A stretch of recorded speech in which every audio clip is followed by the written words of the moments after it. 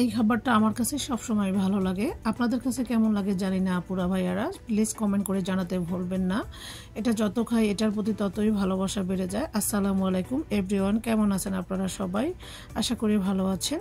তো এখানে আমি 4 টেবিল চামচ রান্নার রেগুলার তেল নিয়েছি, তার মধ্যে আমি দিয়ে দিচ্ছি হাফ কাপ পেঁয়াজ কুচি। পেঁয়াজগুলো খুব ভালোভাবে নেড়ে চেড়ে দিচ্ছি। এখন আমি দিয়ে দিব 4-5 কোয়া রসুন এইভাবে কেটে নিয়েছি। রসুনটাকে আমি পেঁয়াজের সঙ্গে 1 থেকে 2 মিনিট খুব ভালোভাবে ভেজে নিব। এখন আমি দিয়ে দিব স্বাদ মতো লবণ, এতে করে রসুন এবং পেঁয়াজটা খুব তাড়াতাড়ি সফট হয়ে যাবে। এখানে লবণের পরিমাণটা কমই দিতে হবে, যেহেতু আমি এখানে নোনা ইলিশ রান্না করব। পেঁয়াজ এবং রসুনটা সেদ্ধ হওয়ার জন্য ঢাকনা দিয়ে ঢেকে রেখেছি। এখানে নিয়েছি নোনা ইলিশের মাথা, লেজ এবং 2 টুকরো মাছ ছোট ছোট টুকরো করে খুব ভালোভাবে ধুয়ে পরিষ্কার করে হালকা গরম পানি দিয়ে ভিজিয়ে রেখেছি। এখন আমি মাছগুলো পেঁয়াজ রসুনের সঙ্গে দিয়ে দিচ্ছি। এই পানিটাও আমি পরে ব্যবহার করব, এই জন্য রেখে দিচ্ছি। যেহেতু পানিটার মধ্যে পর্যাপ্ত লবণ আছে, এই জন্য আমি লবণের পরিমাণটা আগে কমে দিয়ে দিয়েছি। এখন আমি ভালোভাবে নেড়েচেড়ে ঢাকনা দিয়ে ঢেকে পেঁয়াজ মরিচ এবং ইলিশ মাছটাকে খুব ভালোভাবে সেদ্ধ করে নিব। দেখতে পাচ্ছেন আমার ইলিশ মাছটাকে আমি ঢাকনা দিয়ে ঢেকে 3-4 মিনিট মতো ভালো করে ভেজে নিয়েছি। এখন আমি দিয়ে দিব মোটা মোটা করে কেটে রাখা একটি আলুটাকেও এই পেঁয়াজ এবং ইলিশ মাছের সঙ্গে 2 থেকে 3 মিনিট খুব ভালোভাবে ভেজে নিব। দিয়ে দিব 1 চা চামচ লাল মরিচের গুঁড়া, 1/2 চা চামচ হলুদের গুঁড়া, 1/2 চা চামচ ধনিয়া গুঁড়া, 1/2 টিস্পুন কাঁচা জিরার গুঁড়া।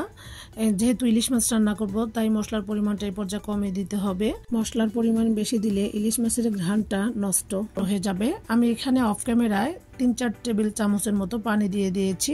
পানি দিয়ে ভালোভাবে নেড়েচেড়ে ঢাকনা দিয়ে 3 থেকে 4 মিনিট মশলা এবং আলুটাকে খুবই ভালোভাবে কষিয়ে নিয়েছি। আলুটা হাফ সেদ্ধ হয়ে গিয়েছে। এখন আমি দিয়ে দিব আগে থেকে কেটে রাখা শিমটা দিয়ে আমি খুব ভালোভাবে নেড়েচেড়ে মিশিয়ে নিব। এভাবে শিম পাতুরি করে খেলে আমার তো আর কিছুই লাগে না, এতটাই পছন্দ এই সবজিটা এইভাবে রান্না করলে। এখানে আপনারা চাইলে চিংড়ি মাছও দিতে পারেন, আবার না চাইলে কোনো মাছ ব্যবহার না করেও এভাবে শিম পাতুরি করলে খেতে কিন্তু অসাধারণ হয়। এই তো আমি ঢাকনা দিয়ে ঢেকে শিমটাকে 2-3 মিনিট রান্না করে নিয়েছি হাই হিটে।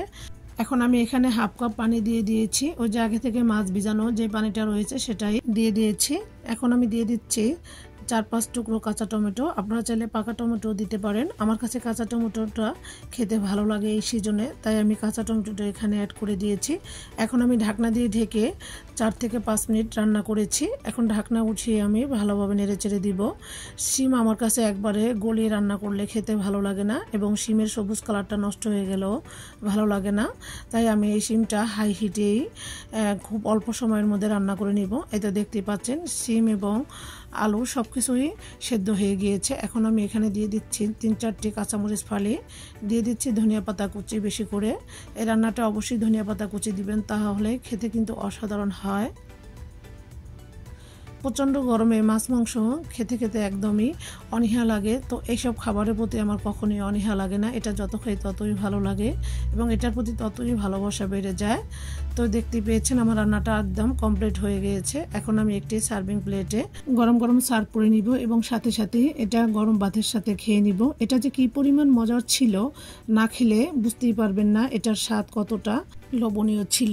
ভিডিও ভালো লাগলে লাইক শেয়ার করে পাশেই থাকবেন। আজকের মতো তাহলে এখানে বিদায় নিচ্ছি। আসসালামু আলাইকুম। সবার সুস্বাস্থ্য কামনা করি। আল্লাহ হাফেজ।